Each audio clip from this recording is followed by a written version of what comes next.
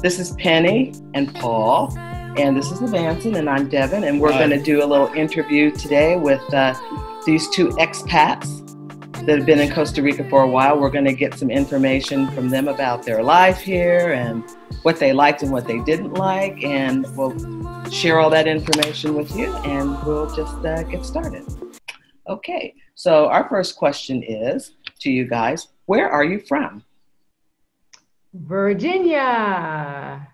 Richmond, Virginia. And our last residence was in North Chesterfield. North Chesterfield, okay. And what jobs did you guys have back in the States before you came to Costa Rica? Well, I worked at a major bank, and I was vice president of community development. Fun job. I gave away money to nonprofits. Oh, that's always good. You got any money left over? No, I would. We spent it all. Okay, and Paul, what did you do? I was a warehouse manager back in Richmond, and it's basically what I've done for the past 20 years. And I'm not retired. I go back to work in the warehouse once again as a manager. Oh, okay. So what year did you guys actually come over to Costa Rica? 2018 we came. 2018. In December 2018. So it's been 23 months of living abroad, 23 months, mostly in Costa Rica. Mostly in Costa Rica. Well, since you're not retired, then I'm assuming that you probably don't have residency here either, right? Correct. Costa Rica. So then that means that you probably had to do border runs. Pre-COVID, yes. Pre-COVID border run. How many border runs did you guys have to do, by the way, since in 23 months with pre-COVID? Well, we also traveled abroad. So Costa Rica was our home base, but then we also spent time in Colombia, living there, and in Panama, living there. So we weren't here all of the 23 months. Okay. But that kind of covered, we left the country 3 times, basically. Okay. We left at Mother's Day week last year, and then this year, early this year in January, we had to go back to the States for a funeral. And we went to Bocas. We also did Bocas for a week. Bocas del Toro, for those who might not know, that's a barrier island off of Panama. Mm-hmm, mm-hmm. So, well, but you have to do the border runs like every 90 days. So did you plan when you were going to be leaving to go to other places to kind of coincide with the border runs, or did you just decide to go somewhere and go, and then it never really mattered about the 90 days, basically? Yeah, we made it a vacation. We made the border runs a little mini vacation. Right. I was just wondering, because that's the same thing we did. We knew when the border runs were coming up, and then we would just say, okay, we got to go out in this month, so where do we think we want to go? We didn't have to go anywhere, but we just thought we would take advantage of some of the places that were close by, Costa Rica, to visit while we were here, because it's a great jump-off point, because there's a lot of places that you can go to, get there easily by air. And for Panama, we actually drove. We had a van, a shuttle bus that took us. Did you guys fly or to Bocas del Toro? We took the shuttle. To Bocas. Yeah, that was the easiest thing. We went to Bocas for a border run, but we also did a 3.5 month tour of Colombia and Panama City. Wow. And so when we left Panama City to come back to Puerto Viejo, Costa Rica, we took the bus. Don't do it. No, we heard that. It was horrible. Yeah. It was Horrible. Well, how long did that take? 11 hours. 11 hours. Yeah, Okay. we've heard about this. Yeah, we've heard about the bus. Yeah, we flew to Colombia from here, right? Yeah, Right. We flew to Colombia from here and and then flew from Colombia to Panama, and then we took the bus from Panama back. Panama City. Wow. Panama City, yeah. Well, another thing I was going to ask you is if I recall, you guys have lived in a couple of different places in Costa Rica, right? Correct. You weren't always just in Puerto Viejo. Weren't you up in the Central Valley or something when you first got here? Yes. Yeah, our first 3 weeks, it was always our intention to spend the majority of our time in Puerto Viejo, which is on the Caribbean coast, South Caribbean coast. But we figured on the first month of arriving in the country, why not, take a tour of the country? So we got a chance to go west. We spent some time in Alajuela. That was our home base. And we did a couple of days in Gracia, went to Monteverde, La Fortuna, went to the Arenal volcano. We did Playa Hermosa and Playa del Coco. Wow. And then we came back to Alajuela, and then in January, a month later, we went ahead to our permanent. To your permanent, okay. Semi-permanent home of Puerto Viejo. Okay. So why did you choose Costa Rica? What attracted you to Costa Rica? We actually chose Puerto Rico first, U.S. Virgin Islands second, Costa Rica third, and then a hurricane hit Puerto Rico and the U.S. Virgin Islands. Two hurricanes. Someone wiped out those two choices, right? Yeah, we said, okay, God, we got the hint. So we went to the third choice.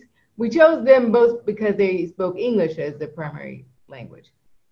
That's interesting because we had the Virgin Islands on our list as well. And I did a little bit of research on it before, while we were going through the process, and I kept getting all this information about how expensive it was to live there. Because one of the reasons was the whole English thing with us too, and I thought, well, we can use the U.S. dollar, we'll be able to speak English, and I joined this forum, and I was on the forum, and they were just like, it'll be hard to make friends here because people here, it's hard to break in because so many people come and then they leave. So they said it was really going to be hard to do friendships, and there was some other reasons why, but they were like, so we kind of crossed that off our list. Let's see. Did you do any, what kind of research did you do on the countries before you decided to come? And had you been to Costa Rica previously or no? Previous to our moving here, we came in 2017. Once again, it all started really with probably our visit to the Philippines. After our visit there, we had a positive experience, and we loved the people, we loved the environment, and we really started to think about living abroad. Right. And so it was 2016 that we went there. And so from that point, we started to research. And we knew we didn't want to be too far outside of the US. We knew that we wanted a tropical climate. That's very important to us. We are beach, ocean people. Right. And so we were looking at the Caribbean area. And so like Penny said, we had a list of countries that were, including Costa Rica, but the others, like she said, was they were crossed off the list because of natural disasters. Right. So we did a lot of research on the countries, on each individual country. And also Penny had made contact with a family that we knew that was from Costa Rica who lived in the US. Oh. And so they were a great resource of information, and it really helped us to feel comfortable with the idea of moving to the area, knowing that we knew someone that was from the area. Right. Yeah, That was important also. Yeah. Great help. That really helps. Did you join any of the groups, the Costa Rica groups or anything like that before you came, like the Facebook groups or anything, or just that person that you knew? No, we didn't. All right.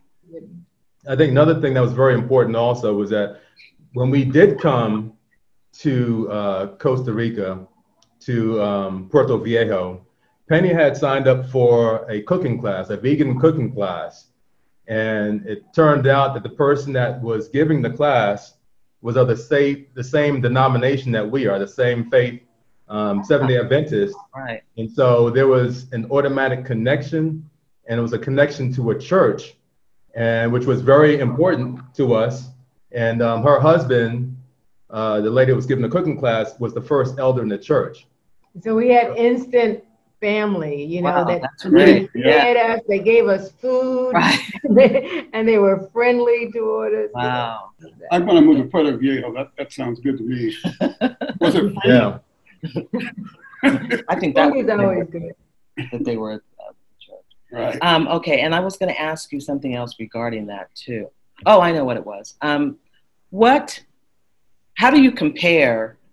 I know you're beach people, but how did you compare living, minus the beach, living like in Alajuela for the little bit of time that you were there compared to living in Puerto Viejo? Like, what do you think are like the biggest, maybe the drawbacks or the things that you like the most or the least, or just comparing the two? Because I think the living is pretty, in my opinion, is quite different, living in the Central Valley and living on the Caribbean coast. And I know a lot of people want to be on the Caribbean coast, so. Well, it's hot. It's hot on the beach side. So if you don't like hot weather, if humidity bothers you, or if bugs bother you, then the rainforest, the beach life might not be, and there's sand everywhere. It might not be for you. In addition to that, there's a lot less people on the beach side. So, and for me in Alajuela, there's cars, there's horns, there's traffic, there's constant bombardments to your senses. And in the beach, it's just more tranquila, as they say, more relaxed and laid back, and chill was the word that Paul's used before. So it really depends on your personality. I mean, if you want Uber Eats, and if you want, you know, the busyness of the lifestyle all the time, then maybe, you know, a city or urban environment is for you. But if you want more relaxed and laid back and something where everybody that you pass is going to speak to you, right, then the Puerto Viejo on the Caribbean coast would be recommended. What about the services? Like, I know people always ask about the services that are available, like the internet and those kinds of things. Because a lot of people, when they come, they are either doing business where they have to be on the internet all the time, or people just want decent internet speed. Did you find a problem with the internet speed or anything, or no? Yes. There is a definite problem with the internet. Most homes and businesses do not have fiber optic internet. Still? Okay. So there is very little high speed internet there. And what they refer to as high speed internet is not high speed internet. You will have problems with your YouTube. You'll have problems watching Netflix on your TV. There will be all sorts of problems with, you know, internet on your phone or your laptop. And the last place we stayed, the internet wasn't that bad, but I think that was better than probably what most places had.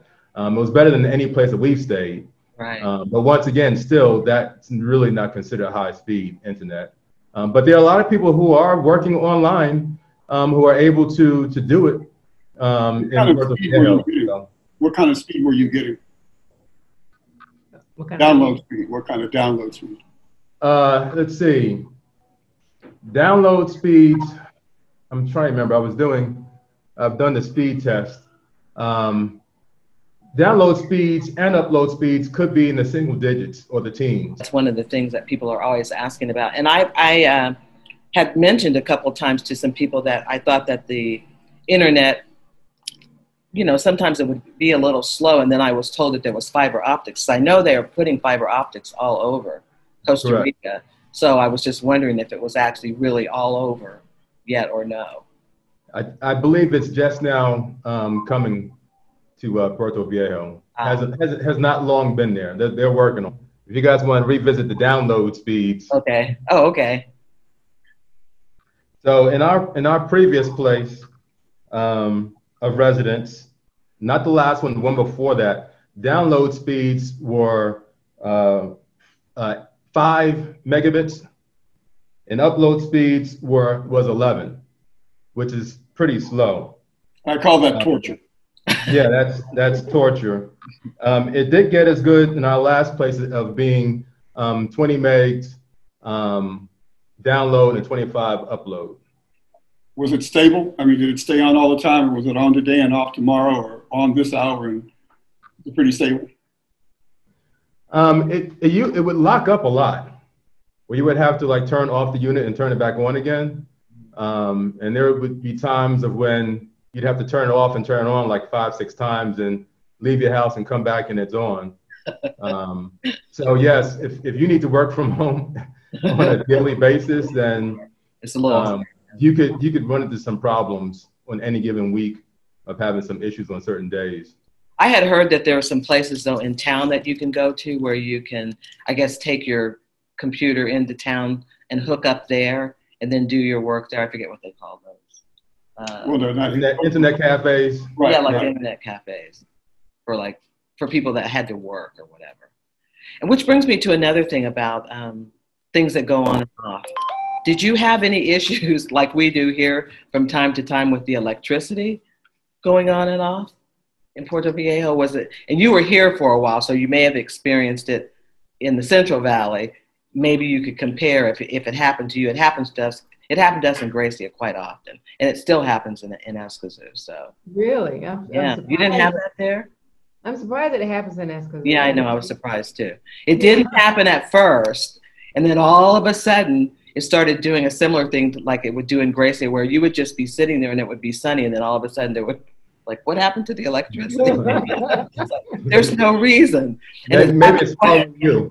Yeah, maybe that's what it is. Yeah, we would. I remember when we were here in Alouette. I don't remember it that much, but if it went off or not. But I know we stayed in Coakley's, which is a little bit outside of town, and we would lose electricity.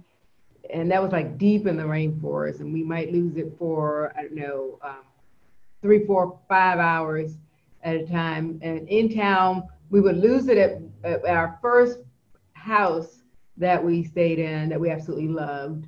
But I think that I don't know if the owner had some connection or whatever, but we would lose it, but it was never for long. Wow. I mean, it was never for an hour. It was never for a half hour that I recall. Great.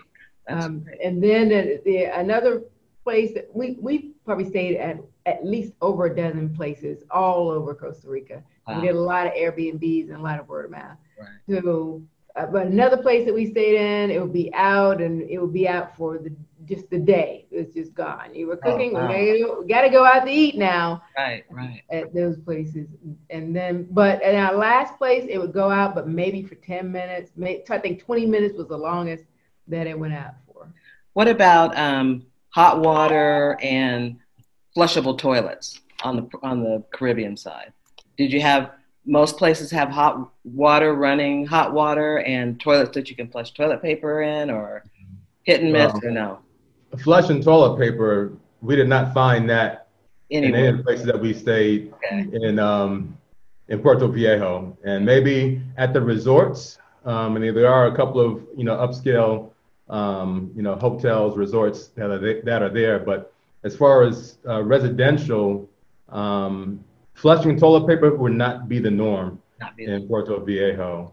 Right. And hot water, we had hot water, but we require hot water. So, right. But there are some places that do not have hot water. But fortunately, all of our places, we had hot water, at least in the shower. Maybe not in the kitchen, but we had it in the shower.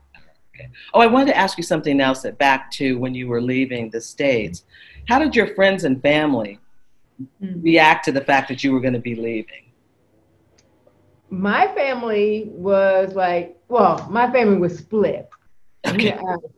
Out of all we announced it at like a big family dinner, so probably about 25 people or so were there. And so there were maybe 2, my mom being one of them, who's like, oh, my mom and younger sister. Everybody else was like, wow, that's really great. You know, that's great. We got somewhere to come and all that stuff. Right. What about you, Paul? No, my family's we're we're a different family. My family is different from Penny's family. My family is sort of like, you know, okay, who cares? See ya. Has anybody come? Can I have your car? Have you had any visitors from family since you've been here? No visitors. They were coming. Technically, no family. We have a play niece, perhaps, that came to visit us, but no blood relatives. Although it seemed hopeful at some point, it has not happened. Everybody talked about it. We before we came here, we followed this one couple that were from Florida. I think it was Florida, and they had a going away party with all their friends there and all their relatives there, and they vetoed everybody, one person at a time. So you come to this, yeah, we're going to be there. They went to everybody at this party in the video. They all said, yep, friends, family, yeah, we're going to be there. Yeah, we'll be there in about 6 months. You know how many people came? It was probably about 20 people. How many people came to visit them? 0. Nobody. So. Talk is cheap. Right, I know. Oh, yeah. Well, we know you didn't purchase any property when you got here because you're too busy moving around. So I'll cross that question off. But as far as rentals go, one question might be, how did you go about finding your rental? And then secondly, what are the rental rates like in Puerto Viejo? Maybe even comparing that to like in Alajuela or, you know, whatever. Just kind of give us an idea of like the differences in the rental rates, or what do you think the rental rates, how do you think the rental rates compare to even back to the States? Are you saving a lot of money? No, yes, expensive, more expensive than you thought? Saving, no, because I require certain things, okay. But you could save. You know, if you don't want your walls to meet the ceiling and, you know, you want a little bit more indoor, outdoor living, you could save a lot, probably 50% or more less than what you pay in the States. But we in the humid climate, we wanted to have access to air conditioning. Oh, okay. We wanted to have, and at the beach, that's it can be expensive. Right. So you could save a lot of money. And Paul is the one who actually found our houses. So how do you find the houses?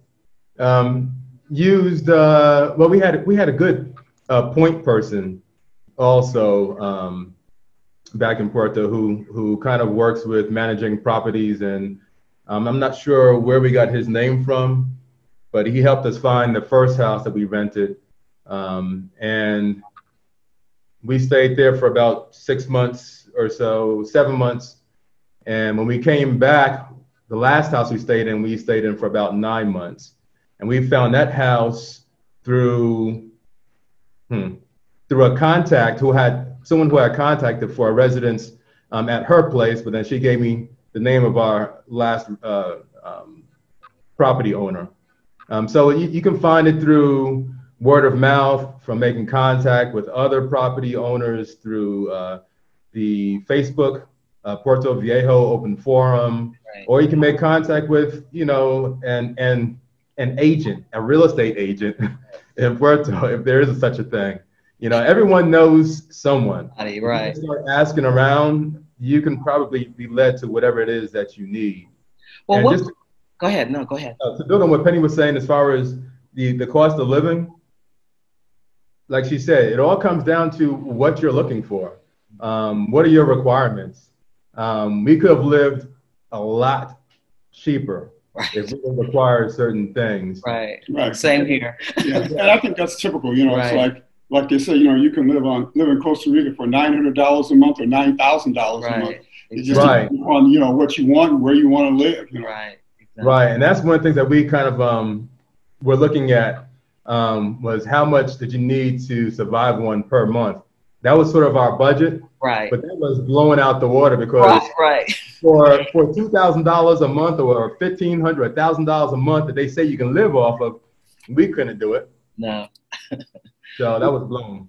we kind of did something similar, and we just, I mean, we knew we could do it if we had to do it, but if we didn't want to do it, we just would go to wherever, you know, whatever was comfortable for us to do. If we wanted to go someplace, we went. You know, if we couldn't afford to do it, we wouldn't go. Yeah. I wanted to enjoy my stay here. I wanted to be relaxed, and in order for me to really relax, I needed to. Some things. Yeah, I needed just a few creature comforts. I'm not as spoiled as I was in the United States, but I was spoiled. I was a hotel snob, all of that. That was me. But I've definitely changed since being in Costa Rica. Definitely changed for the better in a lot of different ways. Simplified in many different ways. Oh, another question I have for you guys that is important to a lot of people is about the medical system. If you've had any experience with either the medical system or the dental system here, what your experience is, and how did you, cost-wise, how did you feel about it? Yeah, I just finished doing a Zoom interview right before this one on the medical system. So,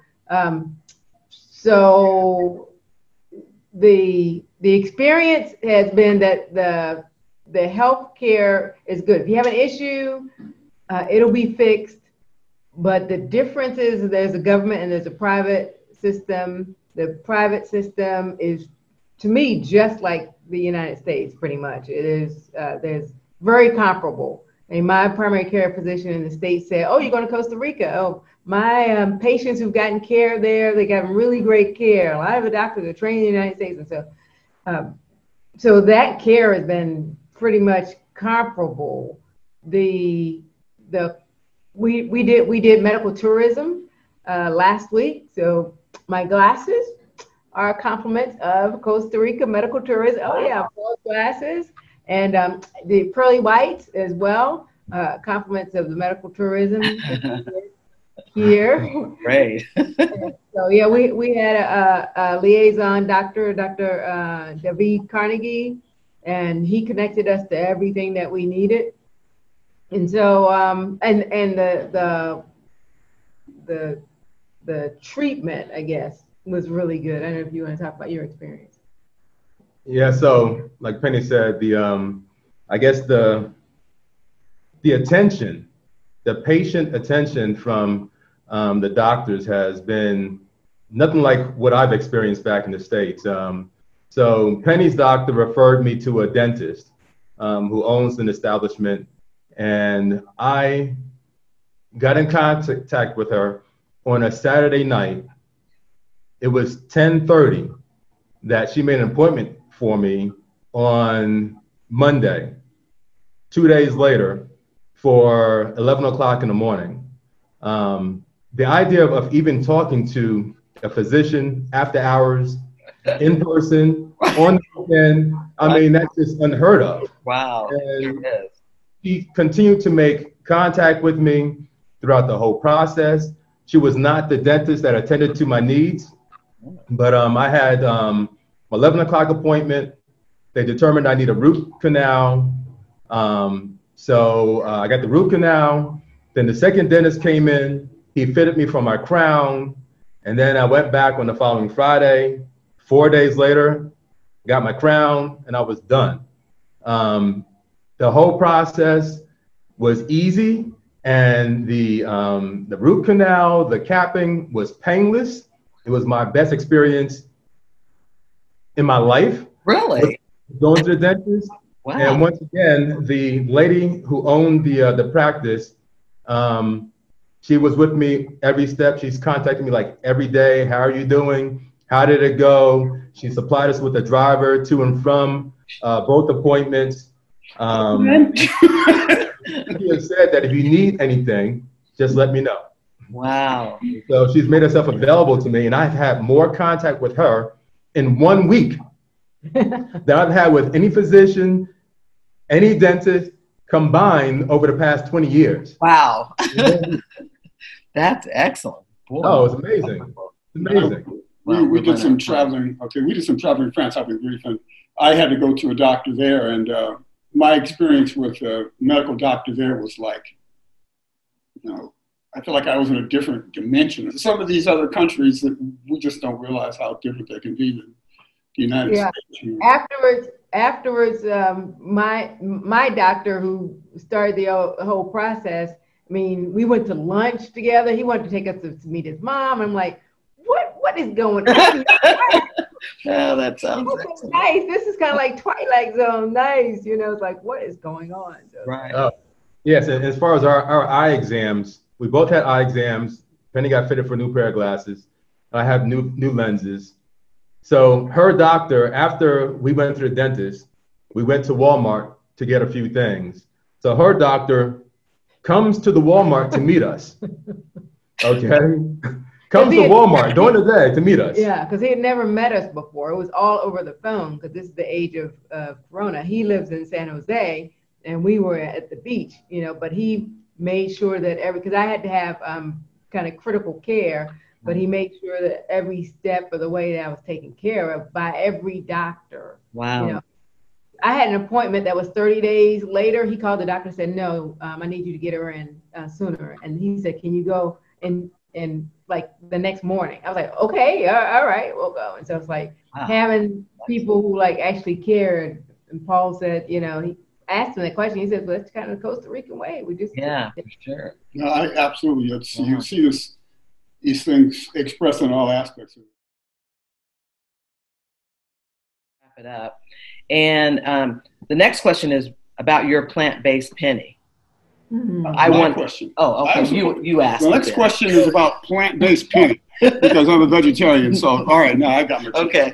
So go. Just remember, we're going to be extending our time, and that's almost the last question. So go ahead.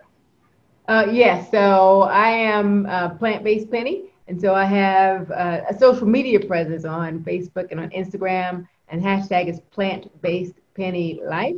And I'll put it in the description. Plant-based penny life, and there I talk about just the lifestyle, which includes food, but includes also stress management and how to look well, feel well, and live well. And so that's what I do. I do a live broadcast on every Monday, and I have like over 100 videos that people can catch up with what we've been talking about. And so it covers everything from stress to mental wealth, to boosting our immune system, to exercise, all of it, or just what's going on in the expat lifestyle. To recipes on cornbread, butter, recipes on no-bake brownies, recipes on different sauces. Paul loves my sauces. It's very, very, it's a lot of fun to do. I've enjoyed it. Did you guys have a garden or something when you were in Puerto Viejo? Or no? No. Because we were renting. So you just bought all your stuff in town and would bring it in from the various places?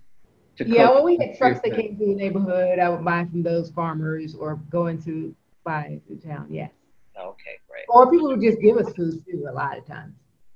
Well, the last question that I had for you is if you could tell us, if you had to give a tip to someone who was thinking about coming to Costa Rica, what would the one thing that you would tell people that they needed or they need to be aware of, or something, a really helpful tip for someone who was making the move here based on your experience? And Paul also, both of you. So okay, well, my best tip is, and I can't speak for people who are coming here from other countries, but I can speak for those that are looking to come to Costa Rica from the USA, as I did, as we did. My best tip is to leave your US expectations behind. Do not come here thinking that you're going to live the same lifestyle that you had back in the US. Things are done different here in Costa Rica, and I mean that's part of the experience, is to live somewhere different and to experience something that is different than what you're used to. Right. And my tip is to just blend into society, meet people, be a part of the community. Do not try to change the community or change things, the way things are done. Perhaps look at how you can help and maybe better what is already there. and leave your arrogance, your U.S. arrogance at home. Right, that's with your family. You think U.S. people are arrogant? Just a little bit. Just a little bit. Just a little bit. We think that we're better than everybody else. That's why when we say America, we think that only means the United States of America. Right. More. What would your tip be, Penny? My tip would be to find a way to interact with the local people, and don't only have friends who are from your native country. I think that you will broaden your cultural horizons and you'll broaden your experience if you interact with people, whether with the local people, and that's whether through volunteering, or giving back, or joining them in some way, helping them.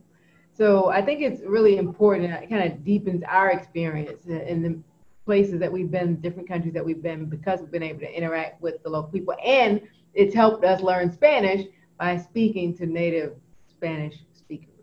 Right. So he said he's learning Spanish. I learned more Spanish. You know, I'm not fluent, but I can have a conversation with I think it really deepens the relationship instead of only staying in your bubble and then going back. I mean, it's an opportunity to grow. Right. Well, those are both great tips. Coming back at all, or you're gone and we won't be seeing you in Costa Rica anymore? Oh, I'll be coming back to Costa Rica. Yes, after you leave this time. I'm sorry. We do not know the answer to that. Okay. Right now, the way I feel with the way things are in this world, we might not be back to Costa Rica. We would love to come back. It's a beautiful country. We had such an excellent experience here. But, you know, it's all in God's hands. We have no idea what tomorrow may hold. Right now, we go back to reestablish ourselves, to rebuild, and to take care of our responsibilities, our family. And, you know, we will see what tomorrow will hold for us. But that's up to the Well, safe travels and good luck. And thank you so much for taking the time out to talk to us today. Thanks.